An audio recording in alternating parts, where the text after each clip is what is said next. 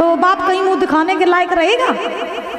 अब आत्मदेव को याद आ रही है कब की, जब जंगल में गए हते मरवे का, जब संतान नहीं थी तब की। आत्मदेव सोच रहे कि ऐसी दुष्ट संतान से तो बिना संतान के बने रहते तो ठीक था। अब देखो, एक समय वो था जब संतान नहीं थी तो मरने के लिए जंगल में चले गए थे, क्या संतान नहीं है तो मर जाएंगे। आज संतान है तो भी सोच रहे हैं कि मर जाए तो ठीक है,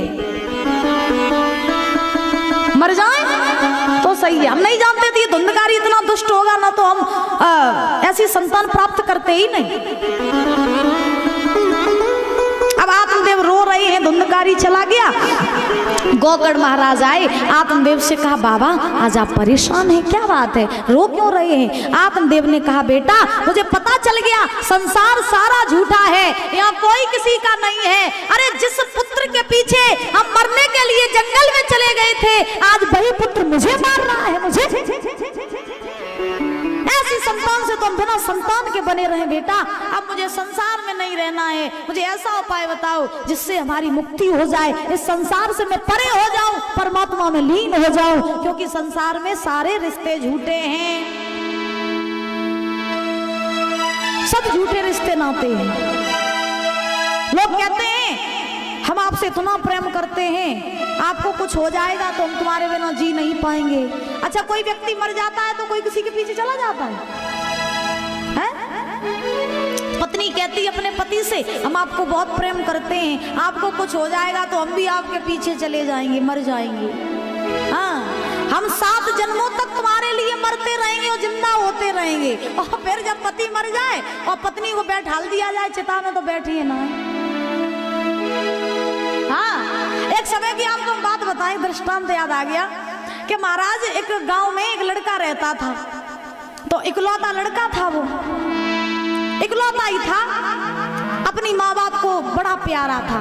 माँ बाप ने उसकी शादी कर दी, शादी करने के बाद में घर में उसकी पत्नी आ गई, तो पत्नी भी बड़ी प्रेम करती थी। लड़का कमाऊ था, बहुत पैसा कमाता था महाराज, और उस लड़के को इतना नाज था अपने घर वालों पे कि वो हमेशा महाराज मोहल्ले पड़ोस में और रिश्तेदारी में कहता रहता था कि हमारे माँ बाप मुझे जितना प्रेम करते उतना प्रेम कोई नहीं करता।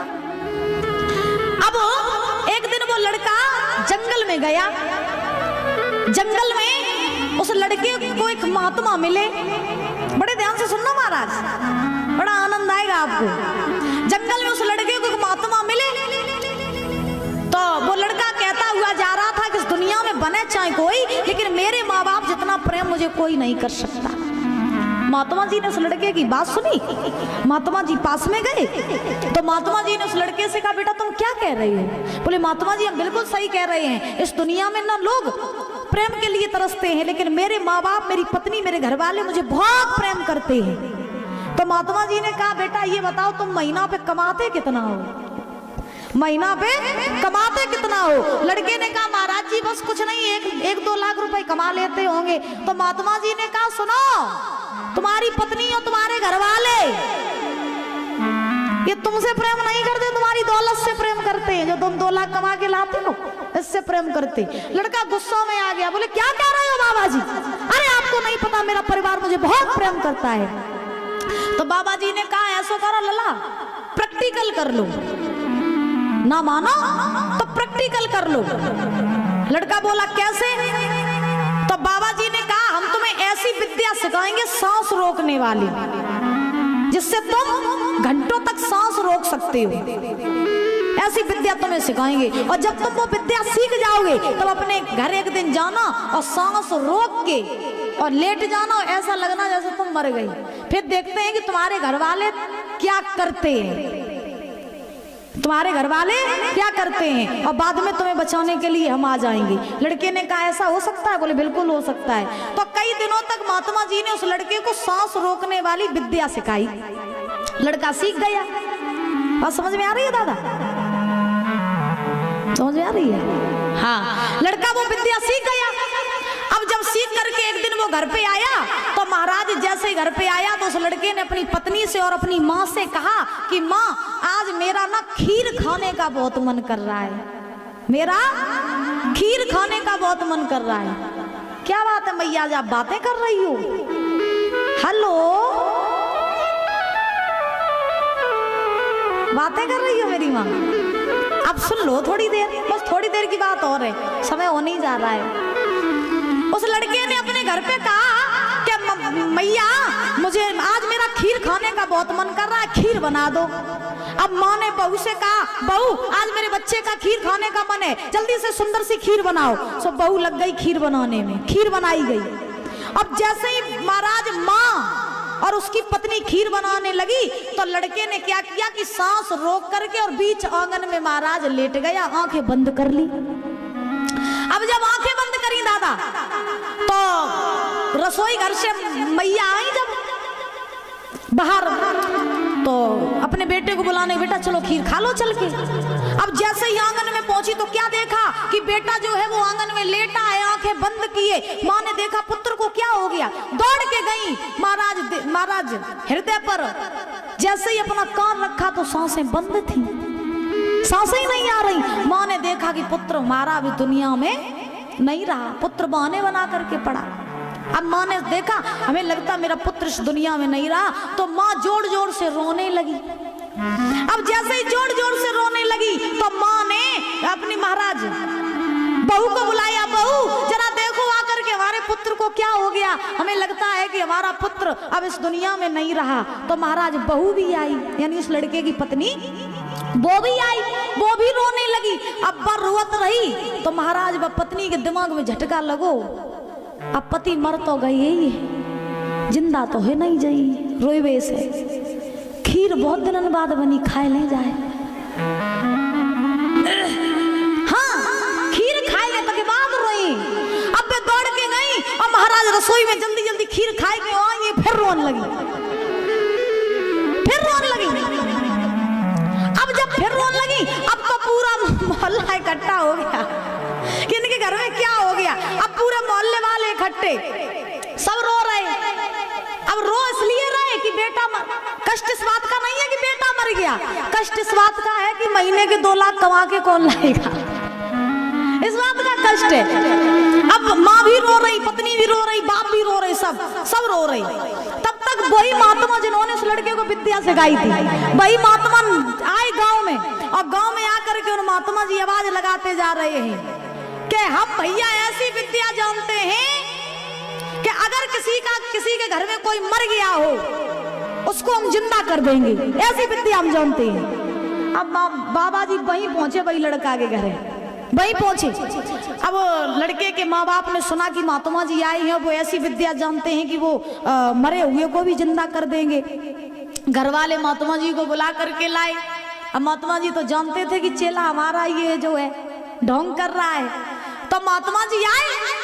महात्मा जी ने अब उसकी लड़के की माँ से पूछा क्या हुआ तुम्हारे लड़के को, तो लड़के की माँ ने कहा बाबा जी अभी हमारा बेटा कुछ देर पहले ठीक था, खीर हमने बनवाई थी और खीर खाने से पहले ही मेरा बेटा चला गया, मेरा इकलौता ही बेटा था, यही कमाता था, ये चला गया तो फिर हम लोगों का क्या होगा, इसलिए बाबा जी आप इसको जीवित कर दो।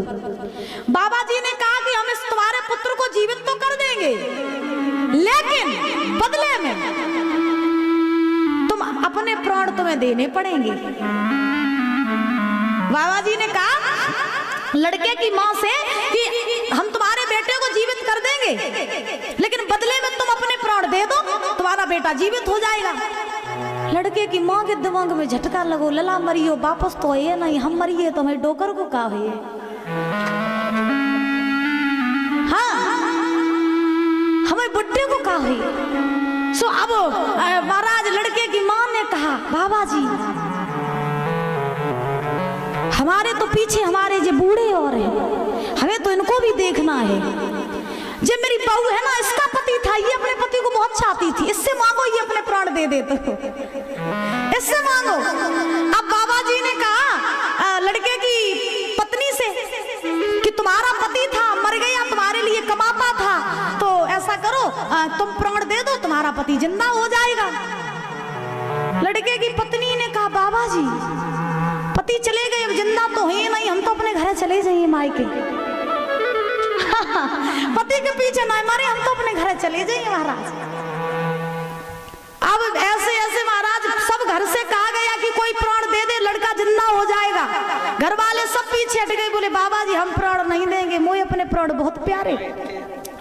लड़के बाबा जी ने लड़के से कहा बेटा उठ बैठो, उठ जाओ, देख लो ये तुम कहते थे कि तुम्हारा परिवार तुमको चाहता है, आज देखो जब तुम्हारे प्राण देने की बारी आई तो यही तुम्हारे परिवार वाले पीछे हट गए। इस बात का प्रमाण ये है कि तुम्हारा परिवार, तुम्हारी पत्नी, तुम्हारी माँ ये तुमसे प्रेम नहीं करती बल्कि तुम्हारे कमाई हुई दौलत से प्रेम करती है। अगर ये तुम्हें चाहते होते ना तो एक सेकंड ना सोचते प्राण देने के तैयार हो जाते। देखो तुम्हारी पत्नी ने भी मना कर दिया, तुम्हारी माँ ने भी मना कर दिया। तो यही संसार का सच है कि दुनिया में कोई किसी का नहीं होता है कि कसमें वादे प्यारे वफा सब और बातें हैं बातों का क्या, कसमें वादे प्यारे वफा सब बातें हैं बातों का क्या।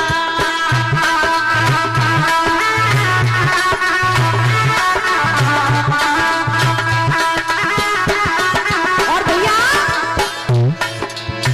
कोई किसी का नहीं है झूठे, मानते हैं नातों का क्या, कसमें वादे प्यारे वफा सब बातें हैं बातों का जवाब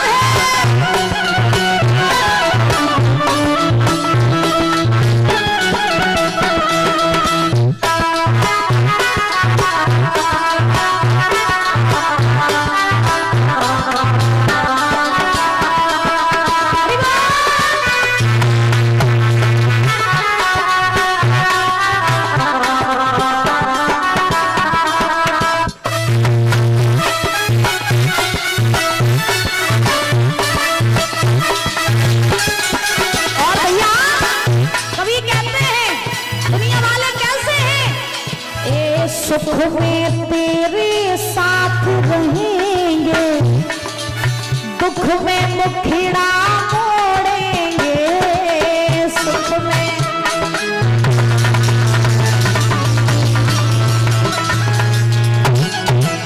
ए दुनिया वाले तेरा बन के तेरे ही दिल को तोड़ेंगे, दुनिया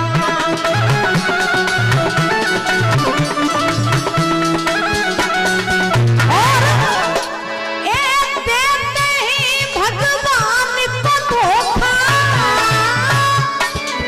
देते ही भगवान को धोखा, इंसान को क्या छोड़ेंगे, कसमें वादे प्यारी वफा सब बातें हैं बातों का क्या।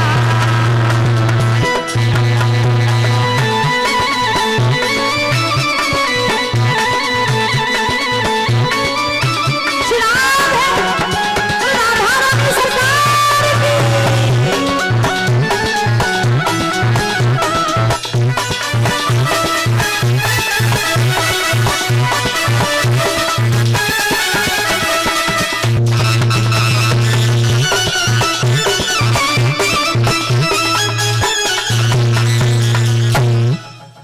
कसमें वादे प्यारे वफा सब बातें हैं बातों का क्या,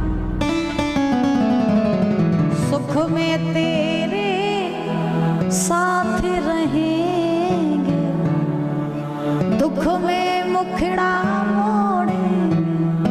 यही दुनिया की सच्चाई है, इसीलिए संसार में कम लगना चाहिए और परमात्मा में ज्यादा लगना चाहिए, भवसागर से पार हो जाओगे। तो राधा रानी सरकार की, प्रेम से बोलो राधे राधे। गोकर्ण ने आत्मदेव से कहा बाबा अगर आप संसार से मुक्त होना चाहते हो तो एक उपाय है कि दुनिया को छोड़ो और जंगल के लिए प्रस्थान करो और वन में जाकर के तपस्या करके परमात्मा को प्राप्त करो। गोकर्ण महाराज ने आत्मदेव को महाराज भगवत धाम प्राप्त करवाया। आत्मदेव ने कमंडल लिया, संत का वेश धारण किया, जंगल में जाकर के तपस्या करने लगे। सूत जी समझा रहे 88,000 ऋषियों को कि हे ऋषियों, गोकर्ण महाराज भी आज तपस्या में लीन हो गए। अब धुंधकारी ने सारा धन जो था वो सारा नाश कर दिया, अपनी मां धुंधली को भी मारा। तो धुंधली को जब मारा है धुंधकारी ने, तो धुंधली ने सोचा कि अगर वो फल आज हम खा लेते तो गोकर्ण जैसा भक्त बालक मेरे गर्भ से जन्म ले लेता। ये दुष्ट ने मेरी जिंदगी बेकार कर दी, इस दुष्ट ने मेरा सब धन बर्बाद कर दिया, मेरे पति को भी जंगल भेज दिया, तो मैं जी करके क्या करूंगी। तो धुंधली जो थी वो महाराज लज्जा की वजह से गांव में एक कुआं था, उसी कुएं में गई और कुएं में जाकर के छलांग लगा दी और अपने प्राणों को छोड़ दिया। प्राण पखेर उड़ गए, मैया का भी प्राण हो गया, धुंधली भी मर गई। गोकर्ण महाराज तपस्या कर रहे थे, वो अपने भजन में लीन रहते थे। आत्मदेव ब्राह्मण घर छोड़ करके चले गए भजन करने के लिए, बचा अकेला धुंधकारी। सो धुंधकारी अब घर पे वेश्याओं को ले आया, घर पे रखने लगा वेश्याओं को। वेश्याओं को जब घर पे रखने लगा, अब वेश्याओं को महाराज धन की जरूरत होती थी, खिलाने के लिए भी महाराज भोजन की जरूरत होती थी। अब घर में कुछ था नहीं, तो धुंधकारी चोरी डकैती करने लगा। चोरी डकैती जब करने लगा तो एक दिन एक बड़े राजा के यहाँ पर चोरी करके आया धुंधकारी और वेश्याओं को धन दिया। आंगन में चारपाई लेटी थी, आराम से महाराज सो गया। वेश्याओं ने योजना बनाई, बहना ये बहुत बड़ा पापी है, दुष्ट है, जो अपनी मैया बाबा का नहीं हुआ वो हमारा तुम्हारा क्या हो जाएगा, इसलिए इसे मार दो। और ये इतना बड़ा चोर है कि ये राजा महाराजाओं के चोरी करके आता है, और चोर कितना भी चोरी करे एक ना एक दिन पकड़ा ही जाता है, ये दुष्ट एक ना एक दिन पकड़ा जाएगा, इसे मार दो। इससे बहुत सारा धन ले लिया अपन लोगों ने, अब इसे खत्म कर दो। तो धुंधकारी के हाथ पैर बांध दिए वेश्याओं ने। एक वेश्या गई भीतर से एक लाठी ले आई, लाठी धुंधकारी की गर्दन पे लाठी रख दी। महाराज वेश्याओं ने इधर उधर दो वेश्याएं झूल गई लाठी की तरफ, लेकिन धुंधकारी के प्राण नहीं निकले। फिर एक वेश्या ने क्या किया, पास में एक चूल्हा जल रहा था आग का, तो उसमें से महाराज लकड़ी खींच करके ले आई आग वाली, और जैसे ही लकड़ी आग वाली खींच करके लाई, वही जलती हुई लकड़ी धुंधकारी के मुंह में जैसे ही घुसेड़ी, तैसे धुंधकारी के प्राण पखेरु उड़ गए। 88,000 ऋषियों ने सूत जी से प्रश्न किया, प्रभु ये बताइए कि धुंधकारी की गर्दन पर जब लाठी रखी तब धुंधकारी क्यों नहीं मरा, और जब उसके मुंह में जलती हुई आग डाली गई तब धुंधकारी क्यों मर गया। तो सूत जी मुस्कुरा करके बोले, हे 88,000 ऋषियों, इस बात का ये प्रमाण है कि जो व्यक्ति अपने माँ बाप को ऊपर अत्याचार करता है, जो अधर्म कुकर्म करता है, उसकी मौत हमेशा बहुत बुरी तरीके से होती है। पापी व्यक्ति की मौत कभी आसानी से नहीं होती है। धुंधकारी अगर लाठी से मर जाता तो उसके लिए ये आसान मौत थी। महाराज उसके मुंह में जलती हुई लकड़ियां डालना इसी बात का प्रमाण है कि माँ बाप को मारोगे, माँ बाप को रुलाओगे, माँ बाप की आंखों में आंसू लाओगे तो मुंह में जलती हुई लकड़ियां ही डाली जाएंगी, आग ही डाली जाएगी। याद रखना। कथा हमें क्या सिखाती है? कथा हमें यही तो सिखाती है। आज के कलयुग में आप जानते हैं कि मनुष्य की मनोवृत्ति पूरी बदल चुकी है। बच्चे माँ बाप का सम्मान नहीं करते हैं, घर में बहू आ जाती है सास ससुर की सेवा नहीं करती है। महाराज जिधर देखो अधर्म ही अधर्म हो रहे हैं। बच्चे 100% में से 80% बच्चे ऐसे हैं जो माँ बाप को महाराज सुबह शाम रुलाते हैं। कथा हमें ये सिखाती कि इससे कुछ जागरूक हो जाए इंसान कि देखिए गलत काम करोगे तो गलत नतीजा पाओगे, जैसा करोगे वैसा फल आपको जरूर मिलेगा, जैसा बीज बोगे वैसा ही पाओगे। इसलिए कभी गलत माँ बाप के साथ कभी गलत ना करो। जिस माँ ने मुझे जन्म दिया, जिस बाप ने मुझे कंधे पर बैठ करके दुनिया दिखाई, उन्हीं के साथ हम गलत कर रहे हैं तो इससे बड़ा पाप हमारे लिए कोई नहीं हो सकता है।